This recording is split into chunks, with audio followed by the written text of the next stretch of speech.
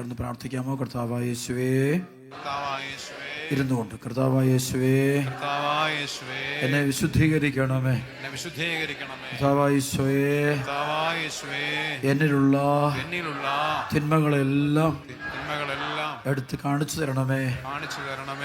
അതെടുത്ത് മാറ്റുവാൻ എനിക്ക് കൃപ തരണമേ. എനിക്ക് വിശുദ്ധി തരണമേ. എന്റെ ഈശോയെ, ഞാൻ പാപിയാണേ, എന്നോട് കരുണയായിരിക്കണമേ. എന്റെ ഈശോയെ, ഒരുപാട് ബന്ധനങ്ങൾ എന്റെ ജീവിതത്തിലുണ്ട്. അതഴിഞ്ഞു പോകാൻ കർത്താവേ നീ ഇടവരുത്തണമേ. എന്റെ യേശുവേ, എന്റെ ഹൃദയത്തെ വിശുദ്ധീകരിക്കണമേ.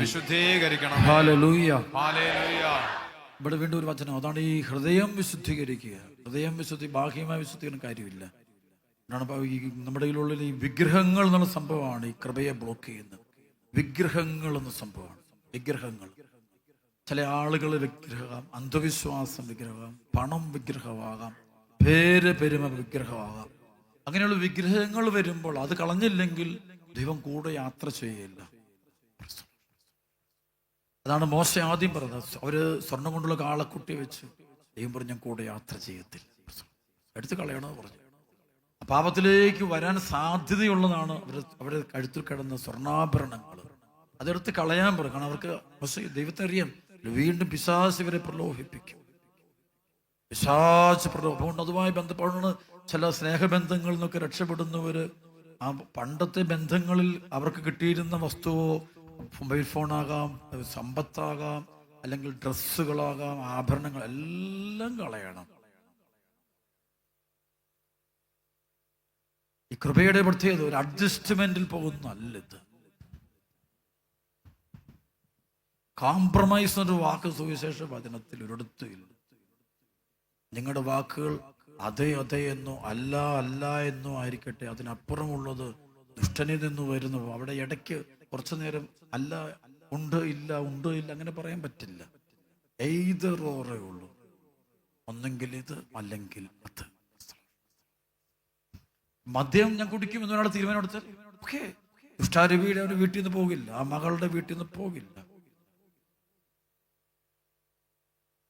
മോശമായിട്ട് എനിക്കൊന്നും നീ വിശുദ്ധീകരിക്കപ്പെടാൻ തയ്യാറില്ല. അതുകൊണ്ട് ദൈവത്തെ അനുഭവിക്കാൻ പറ്റുന്നില്ല ഈ തലമുറയ്ക്ക്. ദൈവം അനേക സാഹചര്യങ്ങളിലൂടെയും ദൈവമക്കളിലൂടെയും വെളിപ്പെടുമ്പോൾ അത് അവർക്ക് അനുഭവിക്കാൻ പറ്റുന്നില്ല. അവർക്ക് പുറമേയുള്ള അല്ല, ദൈവത്തെ കാണാൻ പറ്റുന്നില്ല. ചിലപ്പോൾ ഈ ആലയത്തിൽ വന്നു പോകുമ്പോൾ ചിലർ കാണുന്നത് വലിയ ആൾക്കൂട്ടം കണ്ടിട്ട് പോകും. ചിലപ്പോൾ ചില ആളുകൾ കണ്ടിട്ട് പോകും, വലിയ അടയാളങ്ങൾ ചിലപ്പോൾ കണ്ടിട്ട് പോകും. എല്ലാവർക്കും മാറ്റം വരണമെന്നുണ്ടെങ്കിൽ അവരുടെ അവരിലെ അശുദ്ധി മാറണം. അവിടെ നോക്കി ഈ രണ്ടാമത്തെ സംഭവം, ആഖാന്റെ സംഭവത്തില് യോശുവ പ്രവാചകൻ ചെയ്യുന്നത്, ആഖാനെയും അവനെ കൊണ്ട് അവന്റെ കയ്യിലുണ്ടായിരുന്ന ആ തിന്മയുടെ വസ്തുക്കൾ, സ്വർണ്ണമുണ്ട്, വിലപിടിപ്പുള്ള ഇഷ്ടംപോലെ ഷക്കൽ, ഒരുപാട് അളവിലുള്ള സ്വർണവും വെള്ളിയും ഉണ്ട്, തിന്മയുടെ വസ്തുക്കൾ അല്ല വിഗ്രഹങ്ങളൊക്കെ ആയിരിക്കും. അത് മുഴുവനും അവനെയും കൂടെ നശിപ്പിക്കുന്നതായിട്ടാണ് ബൈബിൾ പറയുന്നത്. കാരണം തിന്മയെ അത് കംപ്ലീറ്റ് കട്ട് ഓഫ് ചെയ്യണം. എന്തൊരു സമയം നമ്മൾ നോക്കുമ്പോൾ ഇവിടെ ആഖാനെയും കൂടെ ഇല്ലായ്മ ചെയ്യുന്നത് പറയുമ്പോൾ അത്രയേറെ ഗൗരവമേറിയതാണ് ഈ അശുദ്ധി എന്നുള്ളതാണ്. അല്ല, പാത്രം കഴുകി കളഞ്ഞാൽ പോരല്ലോ, പാത്രം കൂടെ കളയുന്നൊരവസ്ഥ.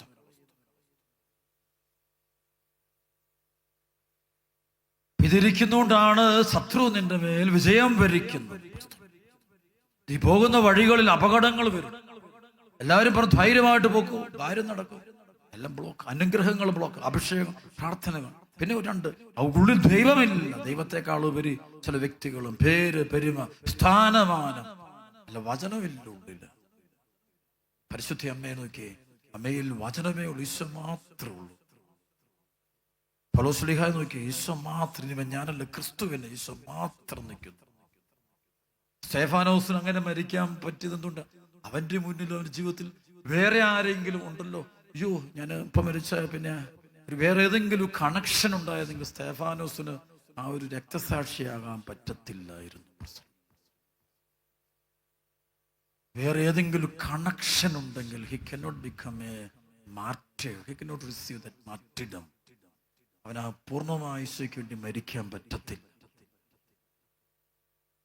സഖേവൂസ് മുഴുവൻ കളഞ്ഞപ്പോഴാണ് അവനവൻ്റെ കുടുംബം രക്ഷപ്പെടുന്നത്. അല്ലാതെ കുറച്ച് കൊടുത്താൽ അവനാകുന്ന ശിക്ഷത്വം ആകുന്നില്ല.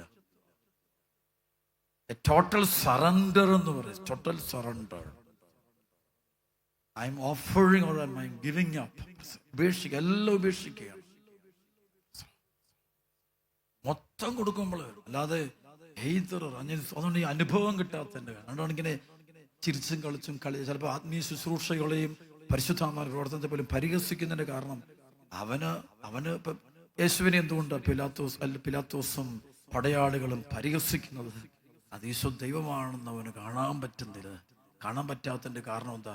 അവനിലെ അധികാരമോഹവും ജഡികഭാവവും തിന്മയും മുറ്റു നിൽക്കുമ്പോൾ അവനറിയാവുന്നത് ഇതെന്ത് പേക്കൂത്താന്ന് പറയും. അവന് കളിയാക്കുകയാണ്. ദൈവരായ ശുശ്രൂഷയും പരിശുദ്ധാത്മാവിന്റെ പ്രവർത്തനത്തെ പരിഹസിക്കും.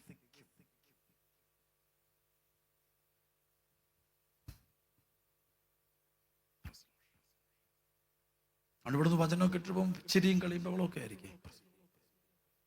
കാരണം അനുഭവിക്കാൻ പറ്റാത്തൊരവസ്ഥ. കാരണം ഈ ഉള്ളു ശുദ്ധിയല്ല, ഉള്ളു കള്ളത്തരം. അവന്റെ ഉള്ളു ശുദ്ധമല്ല, ദൈവത്തിന്റെ ശുദ്ധമല്ല.